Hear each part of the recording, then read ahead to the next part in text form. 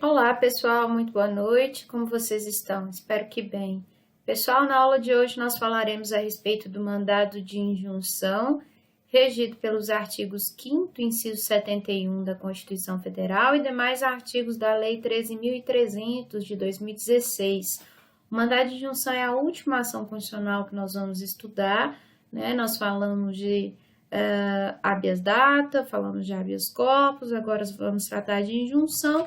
E eu também vou falar um pouquinho de aspectos processuais da ação popular para vocês numa próxima aula, mas de conteúdo mesmo, esse é o último do semestre, né, relativo a conteúdo teórico mesmo, sem trabalhar de peça. Bom, pessoal, o mandado de injunção, ele pode ser definido como um instrumento jurídico, um remédio constitucional que é posto à disposição do cidadão ou de uma pessoa jurídica como meio de se assegurar coletiva ou individualmente, o exercício de um direito que é declarado pela Constituição, mas que não é efetivamente gozado porque ainda depende de uma norma infraconstitucional para regulamentar o seu exercício, né? A ideia do mandado de injunção é suprir as lacunas deixadas diante das chamadas normas de eficácia limitada, ou seja, eu tenho normas constitucionais que garantem o exercício de determinados direitos, de determinadas prerrogativas constitucionais, que, no entanto, têm o seu exercício inviabilizado pela falta de uma norma que regulamente o exercício desses direitos assegurados em Constituição. Então, a ideia do mandado de injunção é justamente postular em juízo a edição da norma regulamentadora que possibilite o exercício daquele direito assegurado na Constituição, né? Enquanto isso, devido à eficácia atualmente concretista do mandado de injunção, o Judiciário irá garantir que aquele direito assegurado na Constituição, mas não regulamentado devido à inércia do Poder Legislativo, seja usufruído, seja exercido pela pessoa com aplicação de uma legislação de forma analógica, né? Ele vai determinar as condições concretas pelas quais o exercício vai se dar, né, o exercício do direito vai se dar até que sobrevenha a edição de uma norma por parte do Congresso, por parte da Assembleia Legislativa, por parte do órgão legislativo incumbido de realizar a edição da norma, né? Então, hoje o mandado de injunção ele é concebido com efeitos concretos e ele, além de coagir o órgão legislativo, né, de forçar o órgão legislativo a editar a norma que deve regulamentar aquele dispositivo constitucional carente de regulamentação, né, se possibilita que, através do mandado de injunção, a pessoa requerente, impetrante, usufrua daquele direito de maneira concreta, enquanto a norma não for editada, através da aplicação analógica de uma legislação que já existe e trata sobre o assunto. Né? O melhor exemplo que a gente pode ilustrar aí de mandado de injunção, que foi concedido há tempos atrás, em 2006, e do qual se originou essa tese da eficácia concretista que foi absorvida na Lei 13.300 de 2016, que regulamentou a garantia do mandado de injunção, foi o direito de greve do servidor público. Né? O direito de greve do servidor público, ele é assegurado pela Constituição, mas não está regulamentado nela, né? Não se assegura o exercício do direito de greve na forma da lei, mas até hoje não houve edição de uma legislação infraconstitucional que regulamentasse a forma como a greve deveria ser exercida pelo servidor público, né? De forma que um servidor público federal, por exemplo, não sabia como exercer a greve se ele não tinha uma norma que regulamentasse o exercício desse direito assegurado na Constituição. Em razão de uma deliberação do Supremo, né, houve o seguinte: além do Congresso Nacional ser notificado de que ele deveria, né, editar uma norma para regulamentar o exercício do direito de greve do servidor público, hoje em dia, em razão da eficácia concreta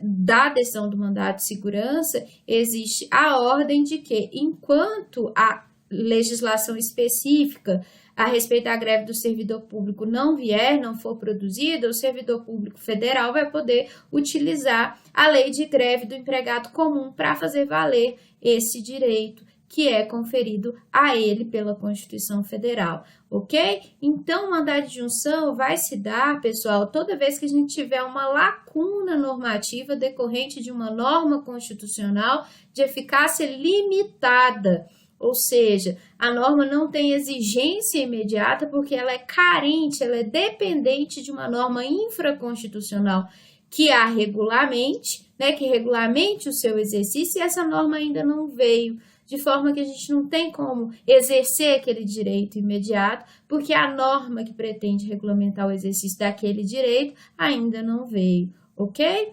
O artigo 5º, inciso 71, que trata do mandado de junção na Constituição, diz assim: conceder-se-á mandado de injunção sempre que a falta de norma regulamentadora tornar inviável o exercício de direitos, liberdades constitucionais e das prerrogativas inerentes à nacionalidade, à soberania e à cidadania. Então, toda vez que a Constituição te fornece um determinado direito e diz que a legislação deve assegurar o seu exercício e a legislação ainda não foi produzida, existe uma inércia por parte do legislativo, a fim de coagir, de estimular, de determinar que o legislativo saia da inércia e produza a norma regulamentadora, a fim de suprir, de suplantar essa lacuna, existe o mandado de injunção, ok? Que vai ter, conforme disposição da legislação regente do mandado de injunção, além desse efeito, né, de convocar o órgão legislativo a suplantar a lacuna, o efeito concreto de fazer com que a parte impetrante do mandado de injunção usufrua daquele direito, né, através de uma aplicação analógica da legislação que já existe sobre o assunto, mas que não é aplicável àquele caso, né, até que a norma regulamentadora seja editada. Ok, pessoal? Exemplos de normas constitucionais que que trazem situações que ainda não são regulamentadas por lei infraconstitucional e que por isso podem ser consideradas normas em branco, normas de eficácia constitucional limitada, que dependem, né, da regulamentação de uma norma que ainda não foi produzida. Artigo 7º, inciso 1º e inciso 23. O inciso 1º trata da proibição de dispensa arbitrária, né? Não há qualquer regulamentação na CLT ou em outro dispositivo que trate de lei trabalhista, dizendo qual é a sanção ao empregador que dispensa arbitrariamente o seu empregado.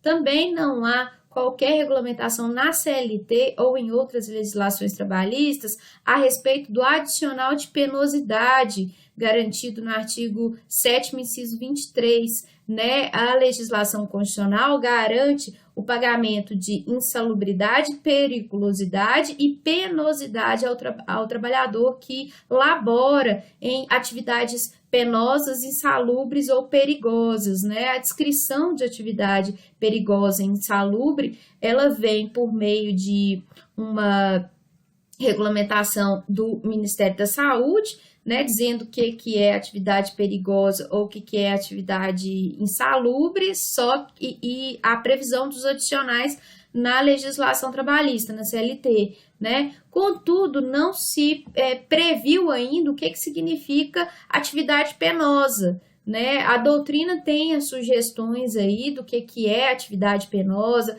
como o sujeito trabalhar sob condições de trabalho, por exemplo, sol escaldante durante várias horas a fio, né, sem equipamento de proteção individual. Enfim, isso seriam atividades penosas aí que causam uma espécie de labor extenuante do sujeito, mas mesmo assim a gente não tem qual seria o adicional, ele é de 10, de 20, de 15%, a depender do grau da atividade penosa, ou ele é fixo de 20%, né? Como é que vai ser pago isso? Né? Então, toda vez que o empregado eventualmente acha que acredita que trabalha sob atividade penosa, como é que ele vai cobrar esse adicional se não vê a regulamentação até hoje?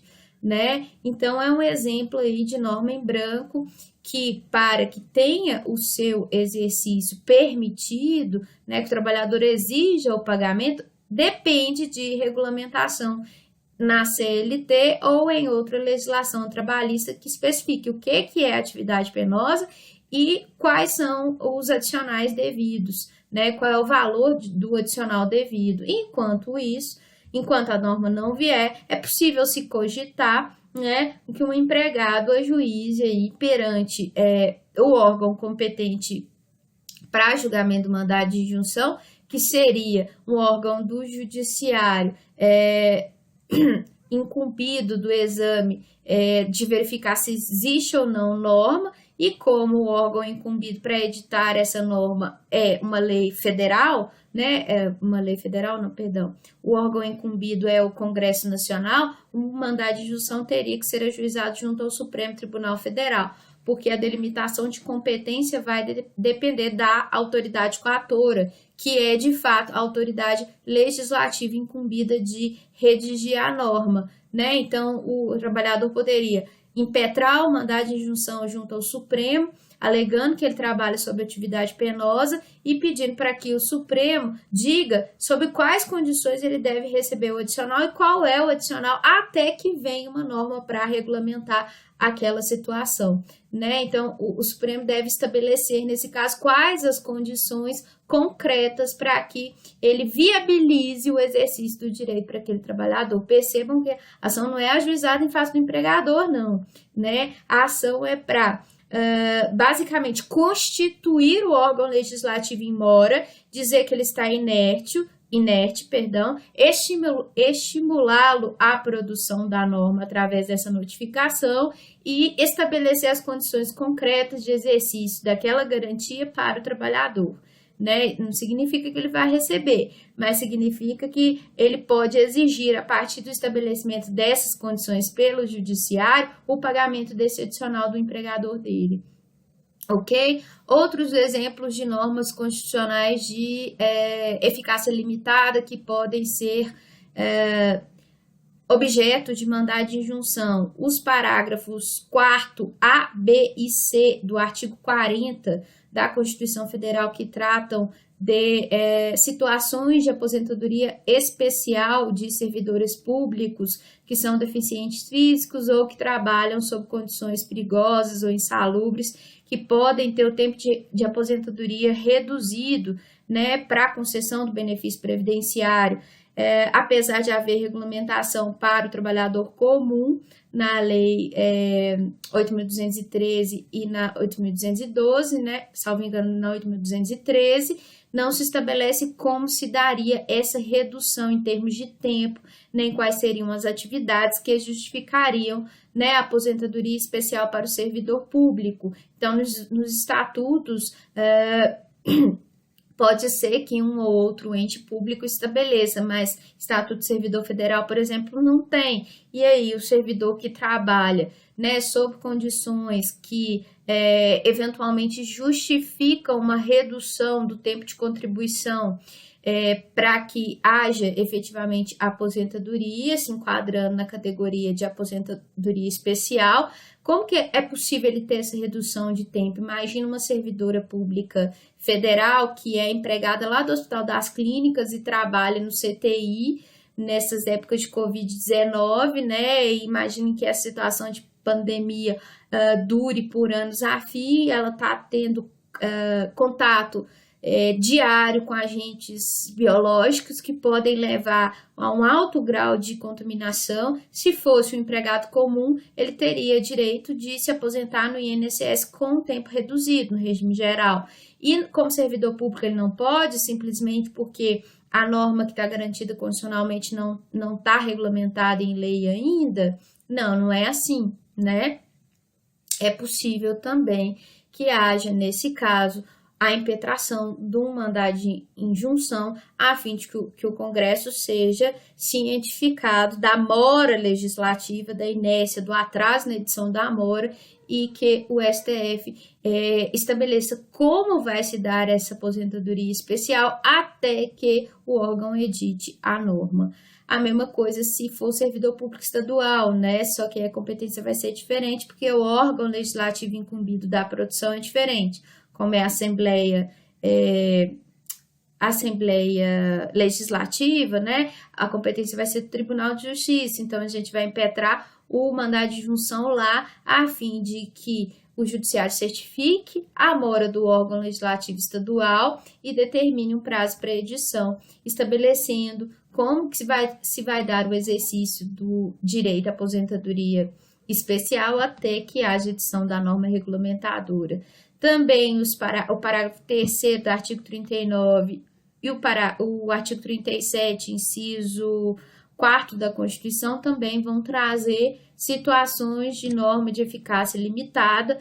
O artigo 37, inciso, não é 4º não, desculpa, é 7, vai falar do direito de greve do servidor público, e o artigo 39, parágrafo 3º, vai trazer uma série de verbas trabalhistas que são devidas também aos servidores públicos, como adicional noturno, hora extra, salário mínimo, salário família, né, que são devidos ao servidor público. Eventualmente, se o órgão público deixar nos seus estatutos de regulamentar como se dará o pagamento dessas garantias previstas em Constituição, a gente está diante de normas de eficácia limitada e que justificam a impetração de mandado de injunção.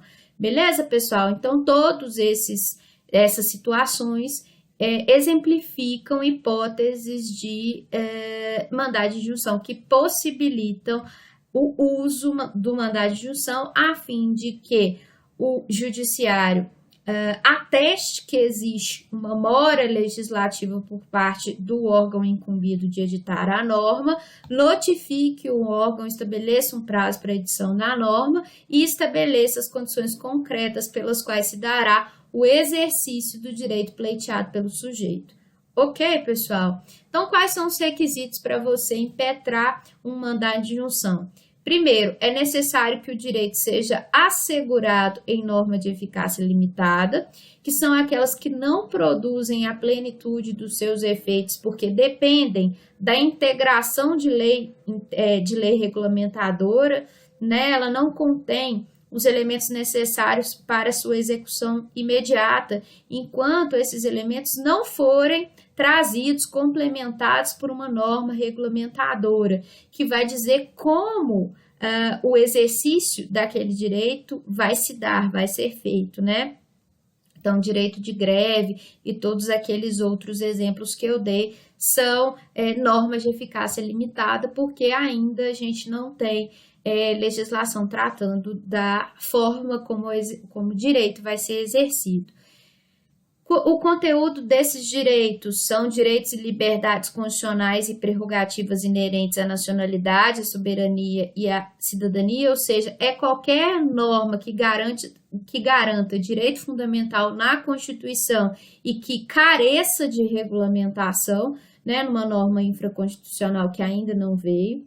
É necessário a omissão legislativa, a mora por parte do Poder Legislativo, que ainda não editou a norma que vai dizer como o direito deve ser exercido, então, a ausência ou insuficiência da norma regulamentadora e inviabilização do exercício do direito, ou seja, é uma impossibilidade de você exercer o direito ou exercê-lo de forma insuficiente porque falta um elemento que conceda execução, possibilidade de exigibilidade imediata daquele direito, né? Porque faltam as condições de exercício dele, ok?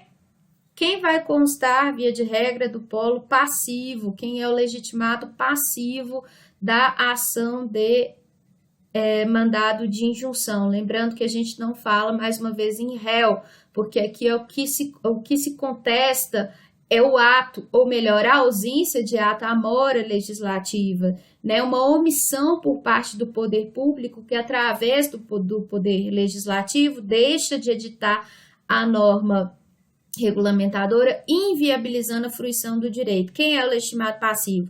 Via de regra, é a autoridade pública competente para elaborar a norma considerada aí como objeto do mandado de injunção. Aqui, para vocês verificarem quem é a autoridade competente para editar a norma, vocês vão ter que ver se existe iniciativa exclusiva do executivo, né? Porque se for, por exemplo, uma norma que trata de servidor público, né, pode ser que a iniciativa seja conferida ao chefe do executivo, ao presidente da República ou ao governador do estado, e aí quem vai constar do polo passivo vai ser um órgão incumbido pela iniciativa no processo eleitoral.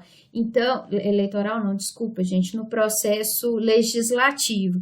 Então, vocês vão lembrar dos artigos 22, 23 e 24 da Constituição e vão lê-los em conjunto com o artigo 61, que vai tratar das hipóteses de iniciativa do Executivo, para saber quem deve ser o iniciador do processo legislativo, né? E vocês vão verificar a partir da identificação de quem é o iniciador, né? Quem é a autoridade legislativa competente para elaborar a norma e vão colocá-la como autoridade coatora no polo passivo da lide. Beleza? Vocês vão verificar se a competência é da União, dos estados ou dos municípios e quem tem a competência dentro da União, dos estados e dos municípios para editar a norma regulamentadora, né? A quem compete a iniciativa do processo legislativo e vão incluir no polo passivo. Por que é importante delimitar quem é a autoridade coatora? Porque a definição da competência vai depender de quem é a autoridade coatora. Por exemplo, se a autoridade coatora for o Congresso Nacional, o órgão competente para julgar o mandado de injunção vai ser o STF. Né? Se for o presidente da República, mesma coisa, STF é o órgão competente para julgamento. Se for a Assembleia Legislativa do Estado ou o governador do Estado, o órgão competente para apreciar a injunção vai ser o TJ. Né? Então, a definição da autoridade competente, que é aquele incumbido de elaborar a norma, vai ser necessária para a definição do órgão competente para julgamento do mandado de injunção, ok? O procedimento do mandado de injunção está descrito nos artigos 5º a 9º da Lei 9.300, a gente já vai falar da petição inicial aqui, basicamente, e a esse procedimento se aplicam subsidiariamente as disposições relativas ao mandado de segurança, que estão dispostas na Lei 12.016 de 2009. Até 2016 não havia norma regulamentadora de injunção, né? Só havia possibilidade de aplicação da Lei de Mandado de Segurança para o procedimento da injunção. Agora a gente já tem aí uma lei que tratou do assunto em 2016 e a gente aplica esta legislação ao procedimento da injunção, aplicando só subsidiariamente a 12.016 e as disposições do CPC, tá? Aqui é importante destacar que essa lei 2016 absorveu, né, a chamada teoria concretista, que foi adotada pelo Supremo por ocasião do mandado de injunção 670, julgado entre 2006 e 2007, que definiu a possibilidade de exercício concreto do direito reivindicado no mandado de injunção pela pessoa do impetrante. Antigamente, o alcance do mandado de injunção era extremamente limitado, porque predominava no Supremo a chamada teoria não concretista ou teoria da subsidiariedade, que sustentava basicamente que o Poder Judiciário não poderia de alguma forma, interferir na autonomia legislativa do Poder Legislativo, sob pena de violar o princípio da separação de poderes, né? De forma que o mandado de injunção só servia para declarar a omissão do órgão legislativo e cientificá-lo, né? Não havia propriamente um mandado, nem uma promoção de injunção concreta no sentido de ordem para o Poder Legislativo legislar. Era apenas, né, uma cientificação da omissão. Contudo, verificou-se ao longo do tempo que isso era muito pouco e não trazia resultado nenhum concreto para o impetrante. Foi daí que surgiram as duas teorias concretistas que passaram a conferir ao mandado de injunção natureza constitutiva.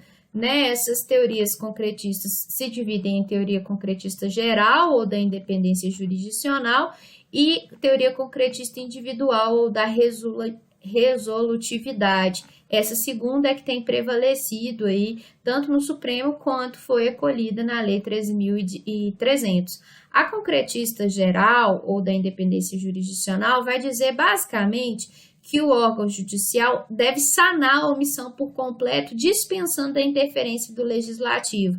Ou seja, ele produz uma norma regulamentadora com alcance erga omnes a partir da apreciação daquele mandado de injunção que foi levado ao exame dele. Né? Então, ele não precisa nem cientificar o órgão legislativo para editar norma nenhuma, porque ele mesmo produz, a partir do exame do caso concreto, uma norma regulamentadora para aquele caso que vai valer para os demais. Isso não vai ser feito no mandado de injunção, como a gente vai ver, porque o que o STF ou os demais órgãos incumbidos de julgar a injunção fazem é cientificar ao Poder Legislativo que existe uma inércia, assinalar prazo para a produção da norma regulamentadora e dizer como o exercício do direito em concreto se dará até que seja produzida a norma regulamentadora. Eventualmente, se perceber que aquela situação daquela injunção se repete em outras situações idênticas, pode haver extensão dos efeitos, né, para atingir outras pessoas que estejam em situação idêntica. Extensão aí erga omnes ou outra parte para poder aproveitar a pessoas que estejam em situação idêntica, mas isso não é a regra, e ainda assim, ainda que haja extensão erga omnes ou outra partes dos efeitos de uma injunção individual,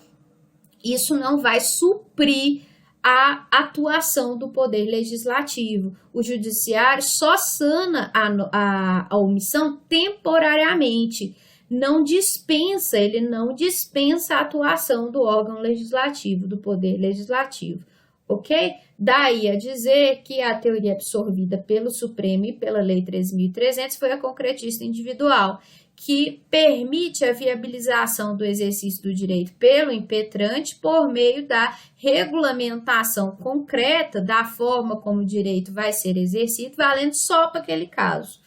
Né, só para aquele caso, mesmo que valha para outros, essa situação vai valer apenas até o momento em que o Congresso editar a norma a respeito do assunto, né? Vai ser uma duração temporária de validade aí, ok? Basicamente, é isso que está nos artigos 8º e 9º da Lei 13.300, que vão tratar dessa teoria da resolutividade ou da concretista individual. Bom, o 8º vai dizer assim: reconhecido o estado de mora legislativa, será deferida a injunção para determinar prazo razoável para que o impetrado promova a edição da norma regulamentadora. Então, o que o Judiciário faz? Ele reconhece que existe uma mora por parte do Poder Legislativo e determina um prazo para que o Poder Legislativo promova a edição da norma regulamentadora.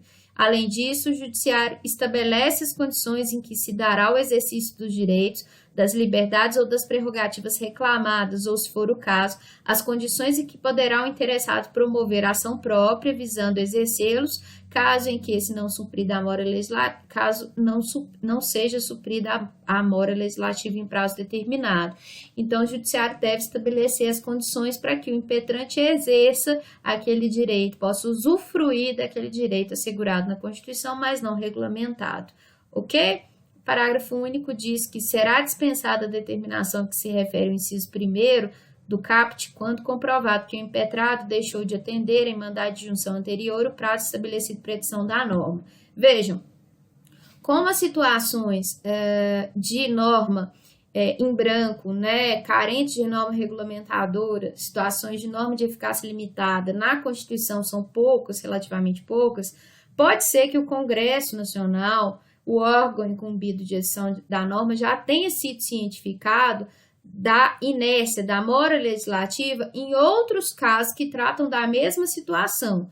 E aí esse parágrafo único diz o seguinte: se isso ocorrer, ou seja, se o legislativo já tiver sido cientificado em várias outras situações a respeito da mora dele e mesmo assim deixou de atender às injunções anteriores, editando a norma, sequer é preciso cientificar de novo. Então, o judiciário não precisa cientificar de novo se, enfim, o órgão legislativo já foi cientificado. Outras vezes, mesmo assim, deixou de atender a notificação de edição da norma. Beleza?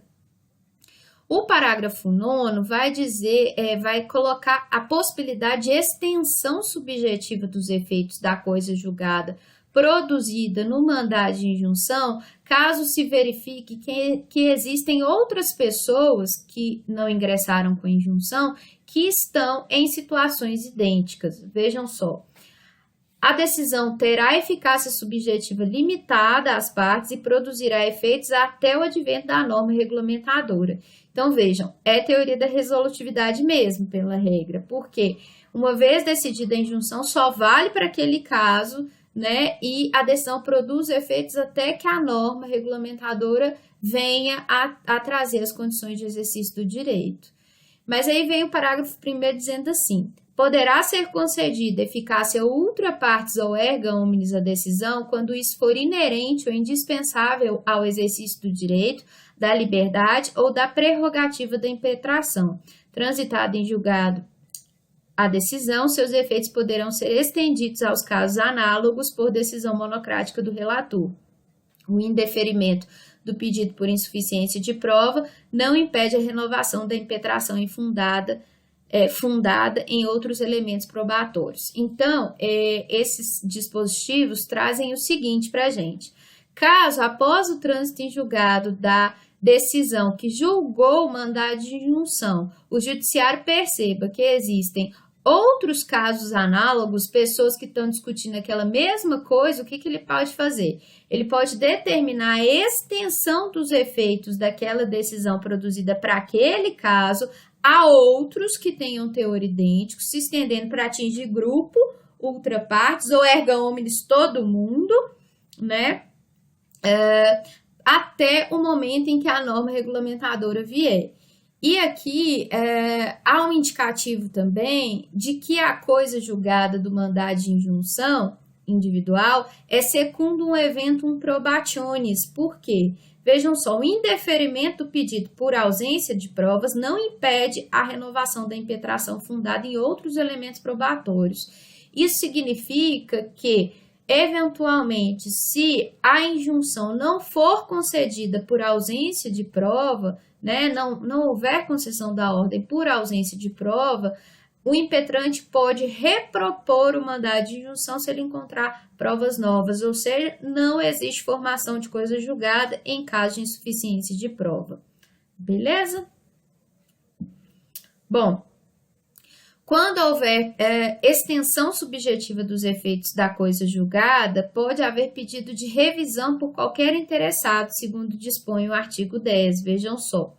Sem prejuízo dos efeitos já produzidos, a decisão poderá ser revista a pedido de qualquer interessado quando sobrevierem relevantes modificações das circunstâncias de fato ou de direito. A ação de revisão observará no que couber o procedimento estabelecido nessa lei.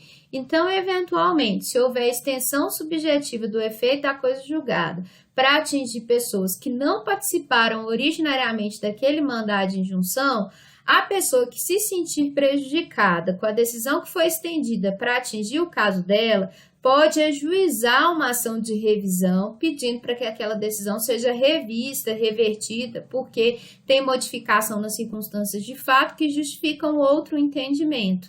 Então, isso é possível também, conforme disposto no artigo 10. O 11 vai dizer assim: a norma regulamentadora superveniente produzirá efeitos ex nunc em relação aos beneficiados por decisão transitada em julgado, salvo se a aplicação da norma lhes for mais favorável. Estará prejudicada a impetração se a norma regulamentadora for editada antes da decisão, caso em que o processo será extinto sem resolução de mérito. Então, vejam, pessoal, os efeitos do mandado de injunção, os efeitos concretos da injunção, vão durar até que haja a produção da norma regulamentadora. E a partir do momento que a norma é editada, os efeitos produzidos por ela vão ser daqui para frente, ex nunc, eles não retroagem, eles são daqui para frente, né? As situações anteriores à edição da norma ficam resguardadas e regulamentadas pela decisão do mandado de injunção. Contudo, se a norma regulamentadora trouxer situação mais favorável, é possível que as situações anteriores sejam atingidas por ela. Haja uma espécie de retroatividade benéfica. Nesse caso, é possível efeitos ex tunc à norma regulamentadora. Beleza?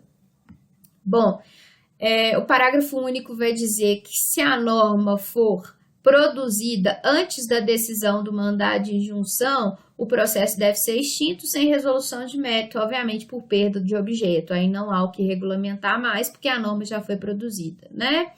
Quais são os requisitos que são importantes para a gente ter na petição inicial do mandado de injunção? Seguindo o disposto no artigo 4º da Lei 3.300. Legitimado passivo, que é a autoridade impetrada, é o ente encarregado da elaboração da norma e a pessoa jurídica em face de quem se exercerá o direito, exemplo, Congresso Nacional, Presidente da República, Governador do Estado, Assembleia Legislativa, né?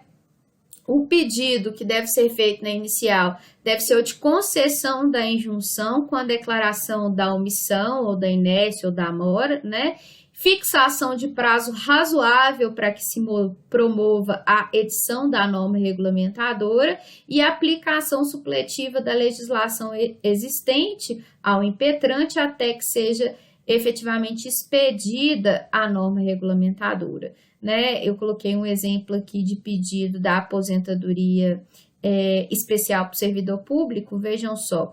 Pede a concessão da injunção para, reconhecendo a falta da norma regulamentadora do direito à aposentadoria especial dos servidores públicos, cujas atividades, sejam exercidas sob condições especiais ou que prejudiquem a saúde ou integridade física, remover o obstáculo criado pela omissão e fixar prazo para edição da norma mencionada, supletivamente viabilizar o exercício do direito solicitado pelo impetrante nos termos da Lei 2.300, até que seja editada a legislação pertinente.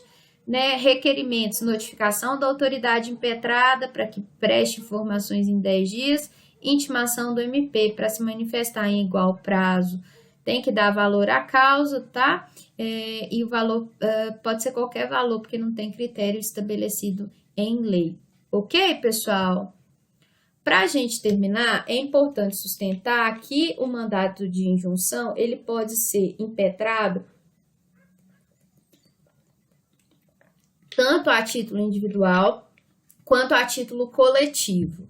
O mandado de injunção coletivo, obviamente, ele está dentro das categorias de ações coletivas que nós estudamos no semestre passado. Ele visa a proteção de direitos difusos, coletivos ou individuais homogêneos, que são direitos coletivos lato sensu, meta-individuais, que não pertencem a um sujeito sozinho, mas pertencem à coletividade como um todo ou a um grupo de pessoas coletivamente diferenciados. E a defesa desses direitos, ela só pode se dar através de substitutos processuais, que são aqueles entes autorizados por lei a exercerem a defesa coletiva desses direitos, que são Ministério Público, associações, entidades de classe, Defensoria Pública, União, Estados, municípios, aqueles entes autorizados pela lei. Como eles são legitimados extraordinários, só pode haver ajuizamento dessas ações por aqueles entes que são autorizados em lei, né? Não existe possibilidade de substituição processual sem que haja autorização do ordenamento jurídico brasileiro. E não vai ser diferente com o mandado de injunção. A legitimidade ativa é ope legis, ou seja, determinada pelo legislador, ok? Onde está a determinação de quem é que pode impetrar, ser impetrante de mandado de injunção coletivo? No artigo 12 da Lei 3.300, vejam só. O mandado de injunção coletivo pode ser promovido pelo Ministério Público, quando a tutela for requerida, especialmente relevante para a defesa da ordem jurídica, do regime democrático e dos interesses sociais ou individuais indisponíveis, partidos políticos com representação no Congresso Nacional para assegurar o exercício de direitos, liberdades, prerrogativas dos seus integrantes ou relacionados com finalidade partidária. Então, o MP é relacionado à missão constitucional dele, que é a defesa da ordem jurídica, do regime democrático, interesses sociais e individuais indisponíveis. Então, para exercer a função dele, MP, na defesa desses elementos, né, sendo órgão, instituição incumbida da defesa da sociedade, é possível que ele impetre mandado de injunção para a defesa de qualquer direito difuso, coletivo ou individual homogêneo, né, desde que seja para a defesa desses elementos, ordem jurídica, regime democrático, interesses sociais ou individuais indisponíveis.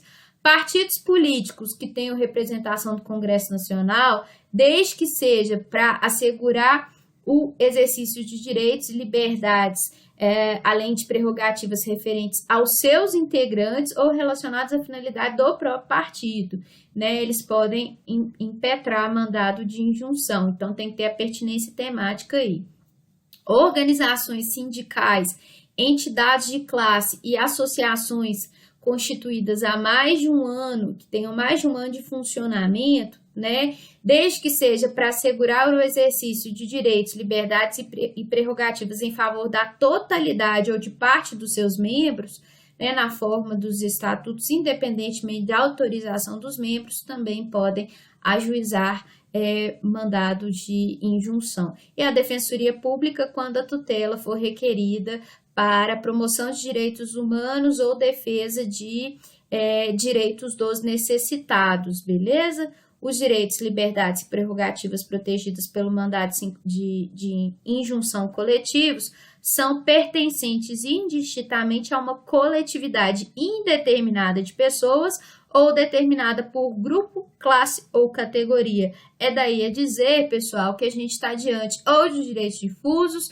ou de coletivos estrito sensu, ou de direitos individuais homogêneos. Coletividade indeterminada indica direitos difusos, ou no máximo individuais homogêneos, né? Porque às vezes não dá para a gente determinar quem são as pessoas titulares do direito.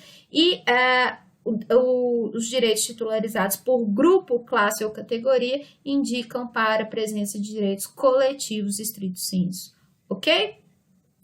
Bom, no processo coletivo é importante a gente destacar que existem diferenças também com relação à coisa julgada.